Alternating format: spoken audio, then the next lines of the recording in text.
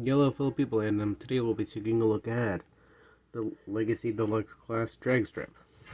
But before we take a look at this figure, let's take a look at the packaging. So you can see the figure in the vehicle mode. You can see windowless again. I hate the windowless packaging. I don't think I should really. I think I should really stop saying that. You can see the figure with. You can see the character in robot mode with the Megatron lips. The side box art of the Decepticons, Skywarp, Kickback, Iguanus, and Dragstrip, as well as Megatron. You can also see some product images. He's one of the 5 Stunticons for Menasor, and a QR code. So I'm gonna scan it real quick. Here we have Dragstrip, and we have the weird lighting everywhere. He is a Decepticon. His old mode is a race car. What? He's a warrior. He's from the Stunticons, and he's from the G1 universe. His signature weapon is the Gravito Blaster, which enhances gravity field to disorient enemies. To Dragstrip, winning is everything, but he would rather be scrapped than lose. He combines with the other Stunticons to form Menasor. So he has 6 in strength and 7 on everything. So going back to the figure itself, let's talk about his painting and sculpting.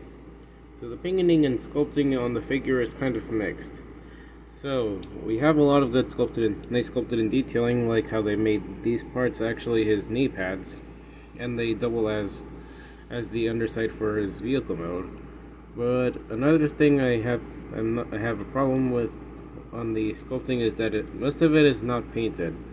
Like these pipes, they showed a concept art, and they showed that the pipes were supposed to be gray, and I'm not sure what to feel about that. That's kind of upsetting. And it also showed that the feet were actually supposed to be painted as well.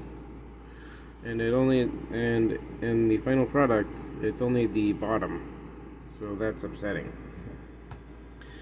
And now that we're going into problems, let's talk about them. His waist is pretty loose due to the Menasor combined mode, and I'm not a fan of how they didn't include a hinge on this. Like seriously, you should have just added a hinge. Why?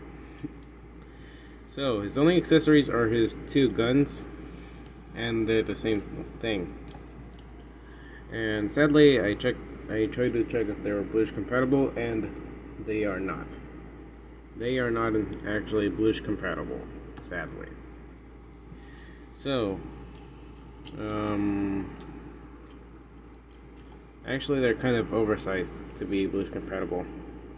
So you can actually combine these two to form a double-barreled gun with 2 scopes.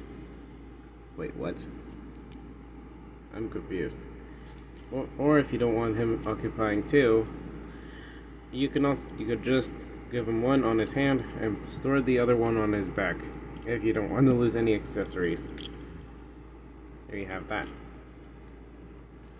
So yeah, this figure is not entirely bad, but there's not a lot to talk about. So let's talk about the posability. He can swivel at the head. I forgot to mention that his head is hollow, and he can only swivel because of the mushroom peg joint.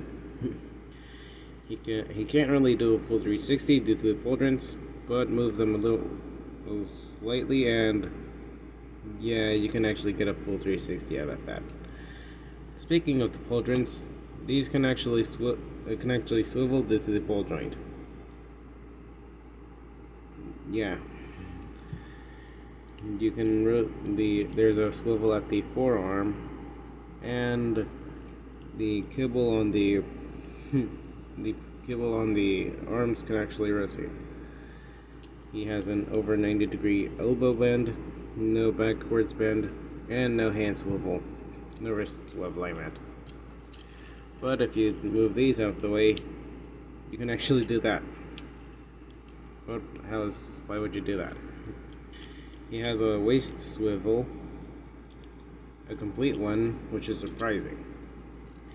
He can do a split, which is something skids couldn't do. And he can swivel at his leg, at his thigh, and a 90-degree knee bend, 90-degree backwards bend at the foot, and a maximum pivot. So this figure is way more posable than Skids, the last figure I had. So this is pretty surprising. So let's do some size comparisons, shall we? Here we have him compared next to the Piggy Duo.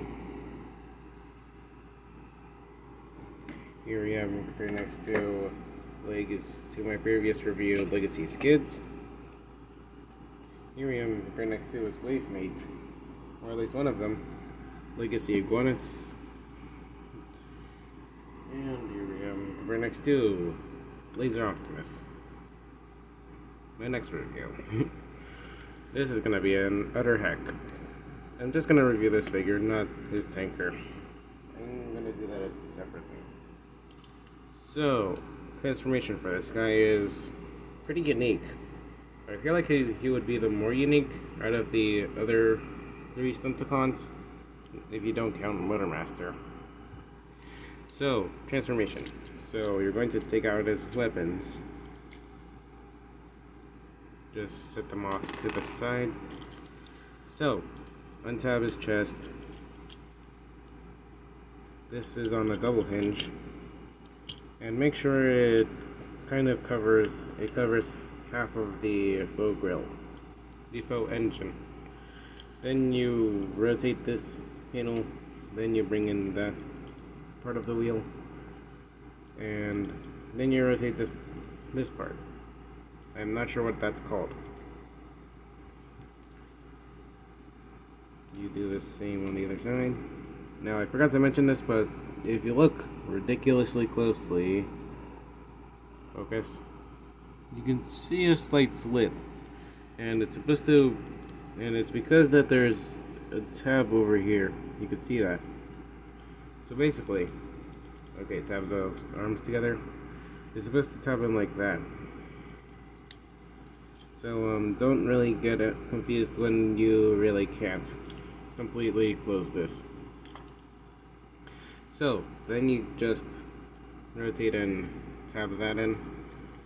Rotate the waist.